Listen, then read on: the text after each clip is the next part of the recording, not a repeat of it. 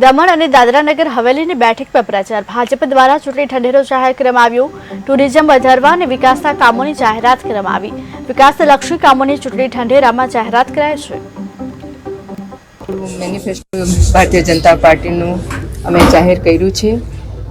જે લોકોની સામે અમે ગયા છે, જે સમસ્યાઓ જે અમારી સામે રાખી છે ને એ જ અમે સંકલ્પપત્રમાં લીધું છે। પહેલી જવાબદારી મારી રહેશે કે જે અમે મેનિફેસ્ટોમાં જે 32 મુદ્દાઓ લીધા છે, એક મુદ્દાઓનું સમાધાન થાય એના માટે અમારી પૂરી ટીમ છે। જ્યાં જરૂરત હશે ત્યાં બધાની હું એ લઈશ ને જ્યાં મારાથી દિલ્હી લેવલે જ્યાં પાર્લામેન્ટમાં રજૂઆત કરવાની હશે હું જરૂર ત્યાં કરીશ। જ્યાં આપણા હોમ મિનિસ્ટર યા પ્રાઇમ મિનિસ્ટર જે પણ હશે એમને હું મળીને કન્વિન્સ કરવાની કોશિશ કરીશ કે આજે પ્રદેશના ઘણા બધા એવા મુદ્દાઓ છે કે વર્ષોથી જૂના પડેલા છે, તે બધા જ મુદ્દાઓનું અમારું સમાધાન થશે અને 5 વર્ષનો અમારી સામે ગાળો હશે। બધા જ મુદ્દાઓ અમે આજે તમારી સમક્ષ હું વાત કરીશ।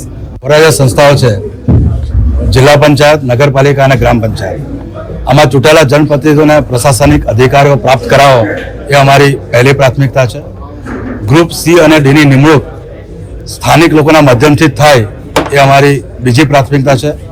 અહીંયાના પ્રવાસન ઉદ્યોગને વેગ મળે એટલા માટે અહીંયાના હોટલ ઉદ્યોગ, બાર, રેસ્ટોરન્ટ, ઇન્ડસ્ટ્રીઝ જેના રિન્યુઅલ્સની અવધિ 1 વર્ષની હોય છે, આ 1 વર્ષની અવધિ વધારીને અમે આવનારા દિવસોમાં 5 વર્ષની અવધિ કરીશું, જેથી મોટા ઉદ્યોગ અહીંયા મોટી સંખ્યામાં પ્રસ્થાપિત થાય।